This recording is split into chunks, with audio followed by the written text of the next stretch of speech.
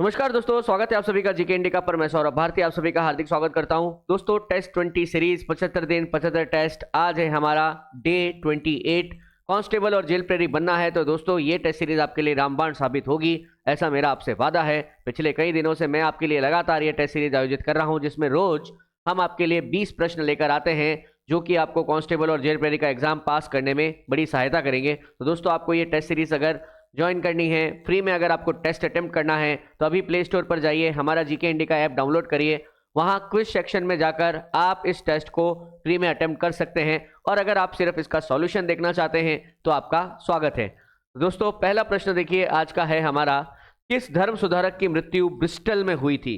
देखिए, हमारे एक सामाजिक और धार्मिक सुधार आंदोलन के एक बड़े नाम, जिनका नाम था श्री राजा राम मोहन राय, जिन्हें पुनर्जागरण का अग्रदूत, आधुनिक भारत का निर्माता, अतीत और भविष्य के मध्य का सेतु, इन्हें कई नामों से जाना जाता है।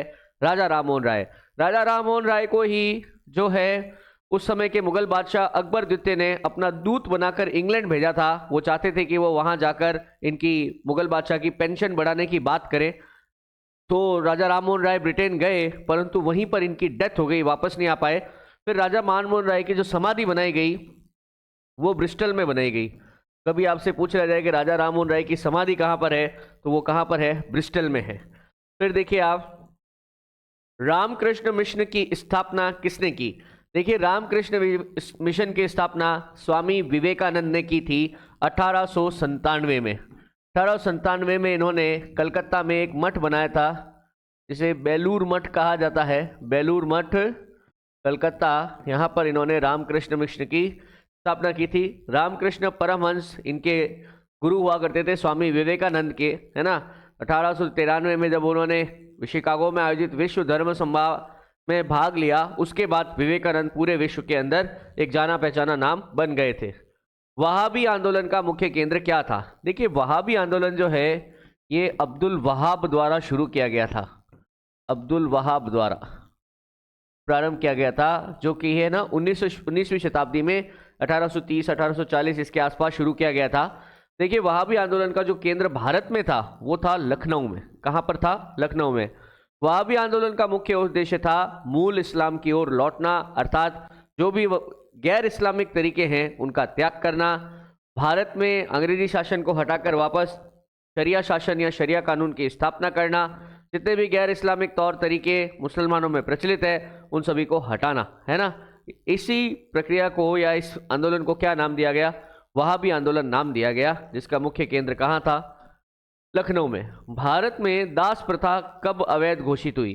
देखिए, भारत में 1843 में दास प्रथा के विरुद्ध ब्रिटिश कानून बनाया गया। दास प्रथा, दास आप समझते ही होंगे, जब कभी भी किसी को गुलाम बनाकर अपने यहाँ पर जबरदस्ती काम करवाया जाता है तो इसे दास कहा जाता है।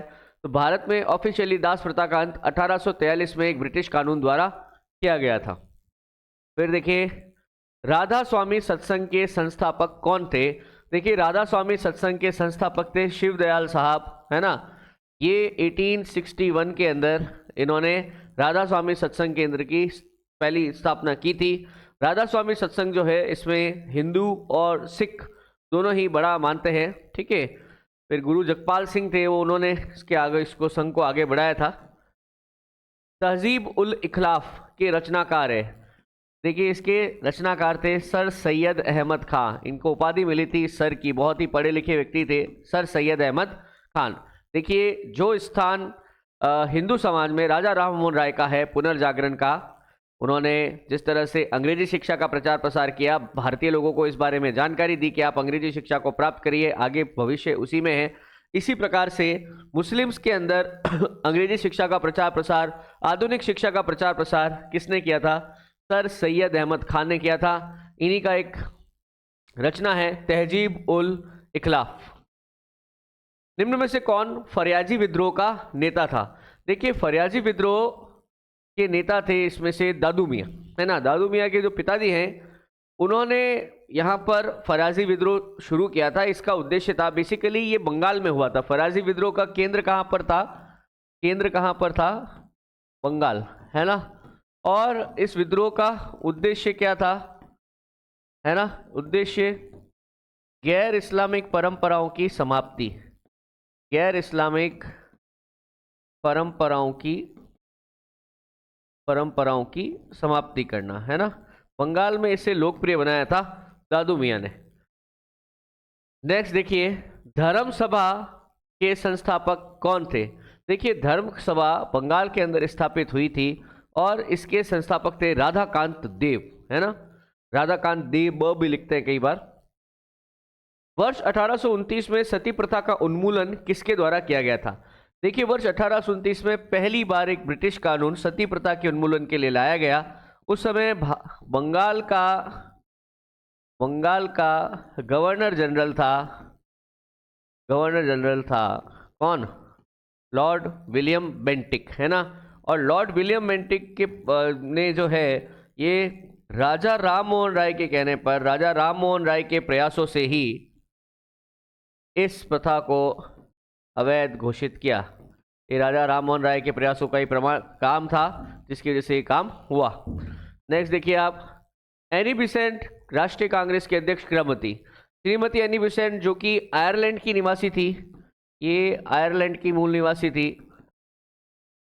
निवासी थी। इन्होंने होम रूल लीग आंदोलन शुरू किया था। होम रूल लीग आंदोलन भारत में शुरू किया और एक पत्रिका निकालती थी ये कॉमनवेल्थ। इनकी पत्रिका का नाम क्या था, कॉमनवेल्थ, है ना। तो श्रीमती एनी बिसेंट पहली बार 1917 में कांग्रेस के अध्यक्ष बनी थी। तो ये आप लिख सकते हैं कांग्रेस की पहली महिला अध्यक्ष।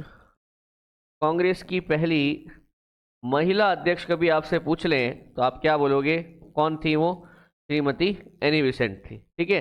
हालांकि विदेशी महिला थी, ये आयरलैंड की थी। तो पहली भारतीय महिला जो कांग्रेस की अध्यक्ष बनी, तो फिर इसमें हमको नाम लिखना पड़ेगा सरोजनी नायडू का, 1925 में। अलीगढ़ में स्थित मोहम्मदन एंग्लो ओरिएंटल कॉलेज की स्थापना किसने की। देखिए, अलीगढ़ में स्थित मोहम्मदन एंग्लो ओरिएंटेड कॉलेज जो है ये 1867 में बना था और इसकी स्थापना की थी सर सैयद अहमद खान ने। किसने की थी, सर सैयद अहमद खान। अभी हमारी बात हुई थी ना, आगे चलकर 1920 के अंदर यही मोहम्मदन एंग्लो ओरिएंटेड यूनिवर्सिटी जो है ये अलीगढ़ मुस्लिम विश्वविद्यालय बन गया। अलीगढ़ मुस्लिम विश्वविद्यालय, ठीक है। ये कब बन गया, 1920 के अंदर बन गया। नेक्स्ट देखिए, राजा राममोहन राय किससे संबंधित नहीं है। निम्न में से कौन सी ऐसी एक्टिविटी थी जिसमें राजा राममोहन राय का कोई योगदान नहीं था। विधवा पुनर्विवाह, बिल्कुल इसके लिए उन्होंने करा था प्रयास। सती प्रथा उन्मूलन के लिए तो बाकायदा कानून बनाया। अंग्रेजी शिक्षा के लिए 1817 में इन्होंने बंगाल हिंदू कॉलेज की स्थापना करी।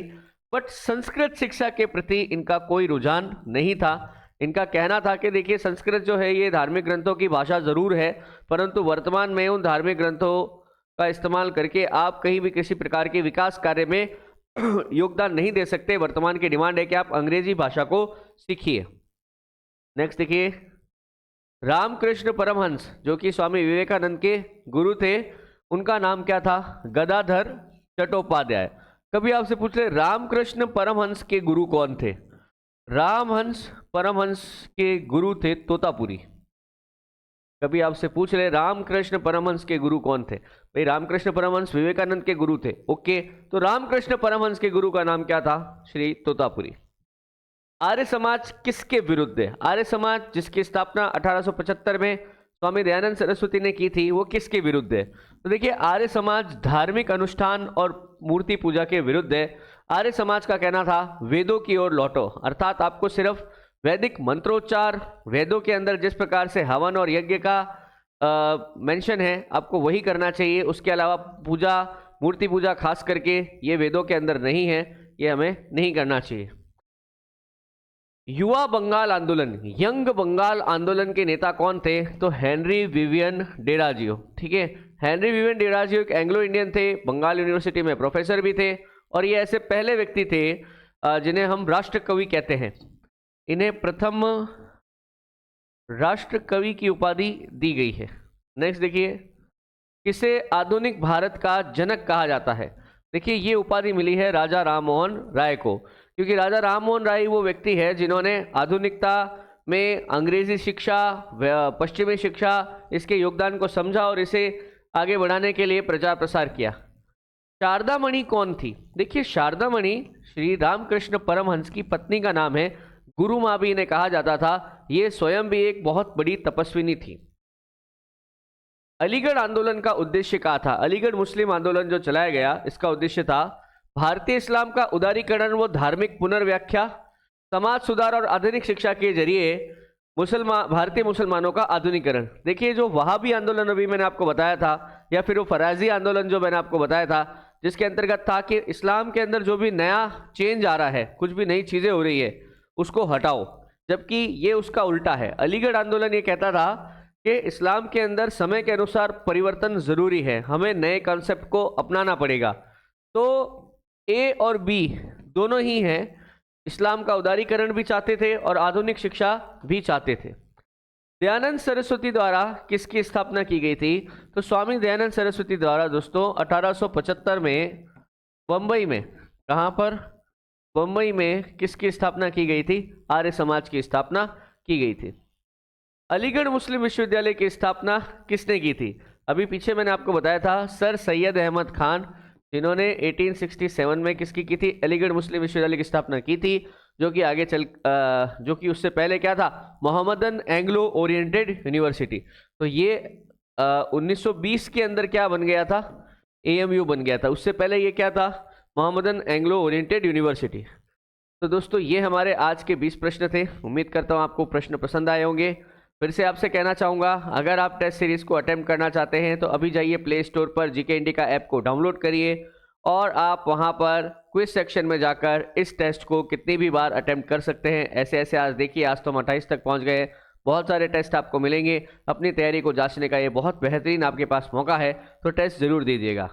और कोई दोस्तों आपके कोई प्रश्न है, कोई क्वेरी है, तो आप कमेंट में लिख सकते हैं, मैं आपको ज़रूर जवाब दूंगा।